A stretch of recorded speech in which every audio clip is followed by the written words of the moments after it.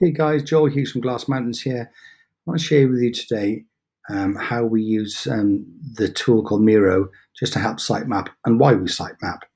So when we talk about sitemaps, this is when we're either creating a brand new website, and we typically use WordPress for that, or we might be redesigning an existing site. The sitemap is there to act as a diagram explaining all the different pages which are on the website. It's not a design, it's simply there to represent the structure. And getting that mapped out is really handy for us as a team, understanding what we're building, but also us communicating to the client. This is the structure of the website. Have we got everything you need on there? Are we showing all the right content? So without further ado, let's jump into create a board. Now, I'm not going to show you all the features of real-time boards because it's not designed just as sitemap. It's for any kind of diagramming tool. So there is a free plan. The free plan, I think, just gives you 3 of these things it calls boards. So you can use it for free. There are paid ones as well if you need to have multiple people on your team doing X, Y, and Z. But I'll leave that for you to explore. So as you see here, it can kickstart and do templated boards.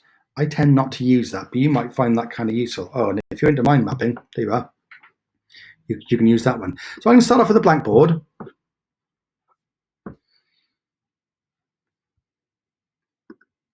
Let's give it a name by single clicking. Let's put it sitemap.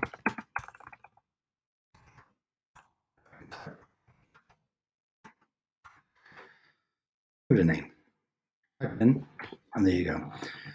Right, so now we're going to draw our first shape. Obviously, all websites, even if they just contain one page, which isn't a lot, but those do exist, they have a home page. So let's just drag the old rectangle over there. Now, what I tend to like to do is I tend to like to give it maybe a nice yellow color. You do what you want though. And if I've given it a color, I turn off the border then. So those 2 tools. So when I click the shape, you see this toolbar appears. And if I double click in the middle of the shape, the little cursor appears and I can type home, or you can type home page. Or if you want to type the URL, you could just do that /, but that's a bit nerdy for some people. So home might be enough. So now you've got that shape without the border and with the color. Rather than drawing new shapes, all you'll do is you'll copy and paste. So I'm going to Control-C, Control-V, and I've got a new one. I'm going to go down below it. And what's the next page I might put on the sitemap? Well, an obvious one, which is on many websites, because I'm kind of basing this on my business, or you can be considering any kind of B2B consultant's website. So this is the kind of structure you'll be looking at. So you need some sort of about us page. About us, giving more of a history of the company, more background information about it. If you've got a lot of staff, or maybe you've got a board of directors and you want to list them all on the about us page, all that information will be on there. And indeed, under this page, you then might have a page per director. But I'm going to keep it simple, and I'm going to say all the information can neatly fit onto one page. Now, another important thing we're going to need to do now is to draw the lines between these boxes just to help show how they're connected. Let's go onto the line tool. If it's on arrow by default, you want to change it to the straight line. And now I can draw a line between the 2 boxes. So try to get near that blue dot, and then I click and I hold. Oops, didn't work. Let's try again. Yeah, that didn't quite work. I didn't quite put it into the right position there. So you'll see it tries to snap onto it. And now I've got a lovely straight line. I think by default, it'll give you a curvy line. So if that's the case, this is the tool you want there. So by default, yours might look like that. Look, if you like it, happy days. But I prefer the more straight edge line. So let's think about what's next we might put on the website. Well, the services you offer is a very important page. Generically, you could call that the services overview page. But when you see it on your navigation or within the actual website, you might call it what I do. There's multiple of you in the company. It could be we offer or what we offer. You guys decide that text. I'll just put in what I do for now. But I will make the first letter capital just to make it match up with that.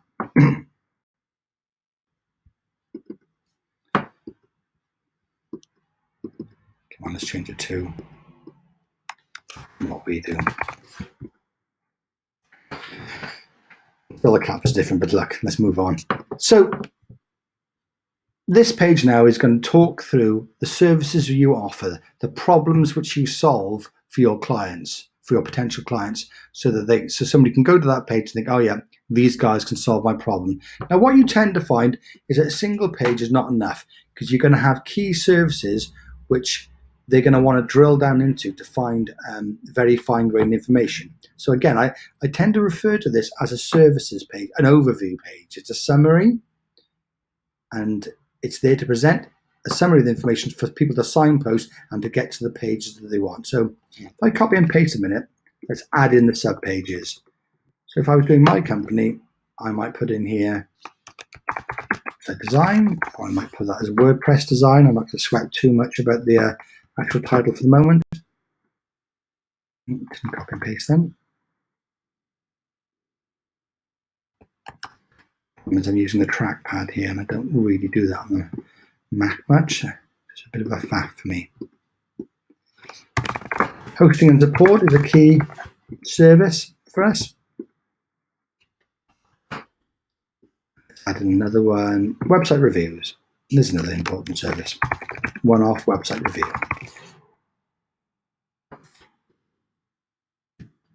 And now I'm going to align these up. Notice when I'm lining up, a little blue line appears when it knows that it's centrally lined up or vertically lined up on a box near it. Let's add in our lines again, because these now are sub-pages of the What We Do page. And an important point here is that just because there's sub-pages of the What We Do or our services or whatever you want to call it, that doesn't mean that a website visitor has to go to the What We Do page to get to, say, hosting and support. No. The purpose of this page is for people who aren't really familiar with your services to get a good broad overview of those services so that they can drill into a specific page. If they need to, they might get everything they need from that page, in which case, fine. Remember what I said earlier, where this isn't a design. This is just showing the pages on the website. If you roll forward, and another service, another process we do, a step in the process when we're designing a website, is to create what we call wireframes. We're not going over that today, but the purpose of a wireframe is that we'll do one for the homepage, and we'll map out in a very freehandy sketch kind of way all the different information that's going to be on that page. It could be like a navigation bar, your logo, strong image and the hero, so introductory text. You could have testimonials. But a key thing on that homepage can be highlighting your key products and services. So on our homepage, we will be pointing at web design, hosting and support. So my point is that if people go to the homepage and they know immediately that they've got a hosting issue and they want to go straight to hosting and support, they will click there. They don't have to go through the What We Do page. What We Do page is just a page which exists, which can help people change gears. If they're not quite sure what they want to read yet in a level of detail, they can go to What We Do to get that information. Another point I want to make here as well is that you see I'm putting these left to right. That doesn't really mean much. You can put these in any order you like, and this again doesn't match onto your main navigation. I mean, it could do. It could be that the top navigation you have on the website ends up having about us and what we do on it. That's fine, but we're not setting that in stone here. All we're doing at this moment is mapping out all the key pages which are going to be on the website. How you design the website is a separate issue. What options you put onto your main navigation is a separate issue. Let's move on to now what else we might put onto the website. A classic one to put on here is case studies. I'm going to call that case study summary.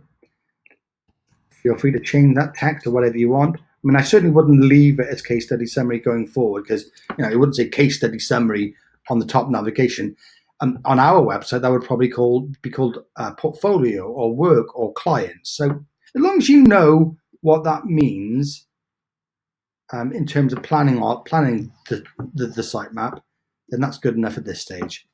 I'm going to put this as case study details page. You could say pages if you like, but to indicate there's going to be multiple pages, what I tend to do is I'm going to copy and paste here. And then you see those little dots on the end of the toolbar when the page is selected. You can send it backwards. And in this case, that's enough to send it behind the one above. So if I change that to say grey, we've got a nice kind of shadowy effect. Because what I'm not doing here, I'm not going to put a block. Oh, what did I do there? I messed that up, didn't I? Let's delete that line. Try again. Yeah. So my point is that I'm not going to worry too much at the moment how many case studies we're going to have. Let's say there's 10, in which case we know there's going to be 10 there. I haven't got to map them all out here. If you feel the need to map out all those case studies, that's fine. It's completely up to you. Now, as I say, I probably wouldn't call that case study summary on my page. I think we would call it clients or something like that. Work, whatever. As long as you know what it means. And if you press space as well, the hand symbol appears, and then you can move around a bit. That's not on the same right level, is it? There we go. I move around to that level as well. It's me being a bit anal now. Come on, I knew that lined up. Oh, it's going to annoy me. Yes, look at that. And the crowd go wild. Lovely.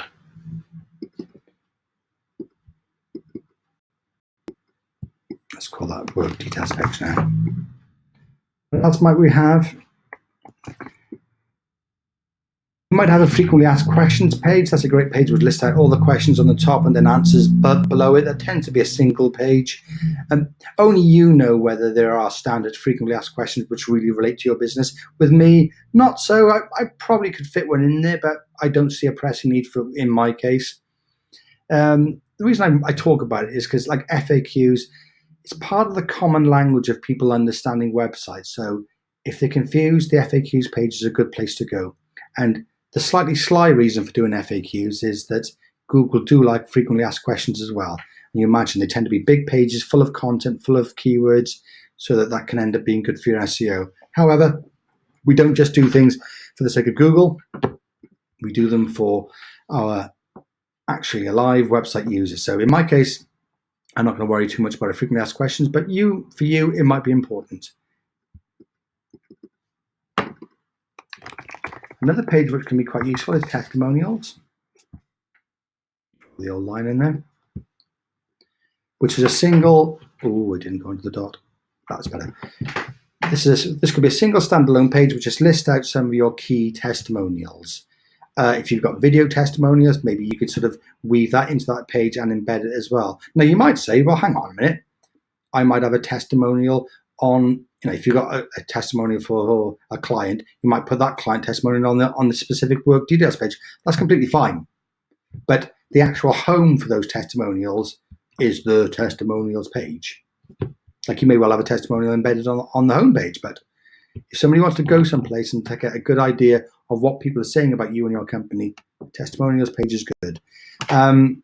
If you have a lot of, say, industry awards, then that might be a standalone page. I don't put it onto the website. If you're a member of one particular body and there's nothing else to talk about, like say you're an accountant and you're a member of some professional organization, then maybe it doesn't need a standalone page because you know which is going to go into the header or the footer of the global template for your website. So again, it doesn't need a standalone page. Right, what else are we going to need here? Well, most websites have some, especially your WordPressy ones, they have some sort of blog or news section. So because that's going to look actually pretty much similar to this, I'm going to copy and paste that and cheat a little bit. That's not cheating. Reusing components is good. So let's draw the old line in, and let's call it, for the sake of argument, blog. As I say, some people call it news, you can call it articles, whatever you want. And this is a blog post. And again, over time, you can have lots of blog posts there, so I don't need to represent them all. And if you're launching a new website and it's the first time you've had a blog, that's obviously going to be empty. Although you will need to try and put one blog post in there, so that page, that blog summary page, doesn't look empty when you launch your website. Now we'll save what can go onto a blog or a news page for a separate conversation, but I think most people are familiar with the concept. The only thing you just want to ask yourself is just to make sure you've got the internal resource to provide content for that blog, or if not, you can work with somebody external who can write relevant, important content for the blog. Or, if that's not the case either, then perhaps don't have that blog section. Right, another key page we're going to need is contact. Contact. Oh God, I put a capital T in the middle. Oh, let's go contact us. Draw the old line. Here you put in obviously email, phone number, maybe address, maybe a Google map. Again, we're not specifying that, we're just showing that there's going to be a contact page. Now, sometimes you'll have a form on there as well, which puts in the contact details. And if that form goes off to a separate thank you page, you can specify that below it. You might not have that. Dun, dun, dun.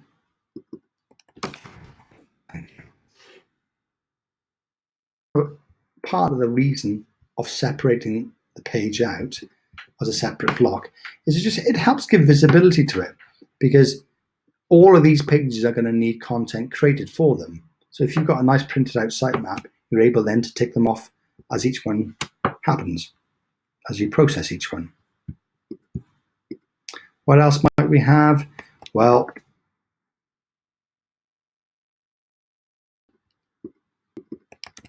certainly, oh dear. Zoom back in. Spacebar. I'm just going to call this one here legals. Type. The reason that, because what we're talking about there are all things like your privacy policy, your terms and conditions, your cookie policy. If you've got an e-commerce site, it'll be your refund policy. Well, you're going to need legal advice for which documents you're going to need there. So again, that means you could probably put a drop shadow on that one. In fact, I will. Oh, it's in front of it. So what do we do again? Let the toolbar hover and send backward. Now that might not be, if it's still not behind, you'll just have to keep on clicking and send backward until it's on the bottom. So legals.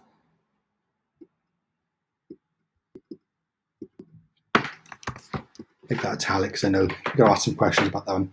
So you're going to have to get some specialist legal advice as to what information you're going to need there. Yes, you can get templates of what policies you need, what policies you can have. You can get those from places like Simply Docs. However, it's important not just to copy and paste or just to buy templated docs. They need to be adapted to your business. And web design companies like mine, we're not geared up to give legal advice. We can't give legal advice, so that's why you'd have to deal with a specialist company. Like, we have people we can recommend our clients to go to if they need to get that advice. We can certainly explain what cookies are on the website and all that stuff, and we can help fill in cookie policies, but this is going to need to be addressed. So let's just zoom out a little bit. So hopefully you can see it didn't take us too long to map out a sitemap. Oh, I don't know. Look what happened there. Why did that line move? I don't think I put it on in the right way. There we go. Someone broke the line. It's okay though. If you do that, you can just copy and paste.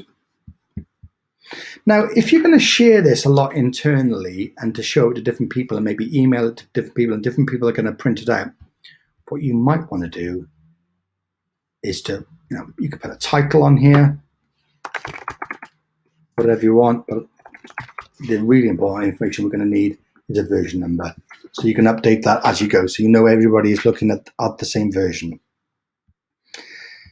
So if I just zoom out a little bit, home, about us, what we do, your services detail pages,